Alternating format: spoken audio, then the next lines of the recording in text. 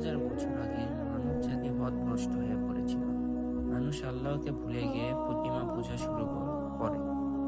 ঠিক সেই অন্ধকারের সময় আল্লাহ পাঠালেন এক বিশেষ রাসূল, নূহ আলাইহিস সালাম।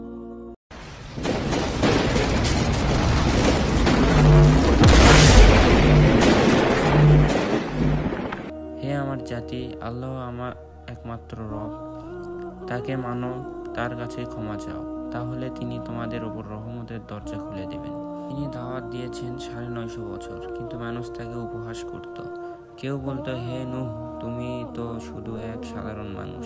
আবার কেউ বলতো, আমরা তোমার কথা শুনব না। অবশেষে আল্লাহ নূহ আলাইহিকে আদেশ দিলেন, তুমি একটি বিশাল নৌকা তৈরি করো। যখন আমার শাস্তি আসবে, তখন শুধু ঈমানদাররাই রক্ষা পাবে। লোকেরা তাকে নিয়ে হাসাহাসি করত, ওহে নূহ, শুকনো মরুভূমিতে নাকি নৌকা তৈরি করছো? কিন্তু নূহ আলাইহি জানতেন, আল্লাহর হুকুম কখনো বৃথা যায় না। এক সময় আল্লাহর আদেশে পৃথিবী ফেটে পানি বের হতে লাগলো।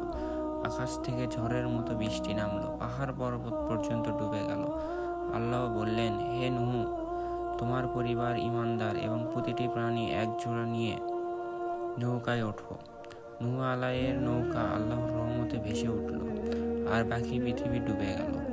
নূহ আলাইহির নিজের ছেলেও ঈমান না আনার কারণে বাঁচল না।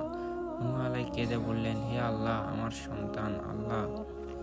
আল্লাহ বললেন, সে আমার পরিবার থেকে নয়, কারণ সে সৎ পথ বেছে নেয়নি। ৪০ দিন পর আল্লাহর বৃষ্টি বন্ধ করলেন, পানি নেমে এলো। নূহ আলাইহির নৌকা ভিড়ল জুদ্দি বা আবারাম পর্বতে। নূহ আলাইহি সিজদায় পড়ে আল্লাহর শুকরিয়া আদায় করলেন।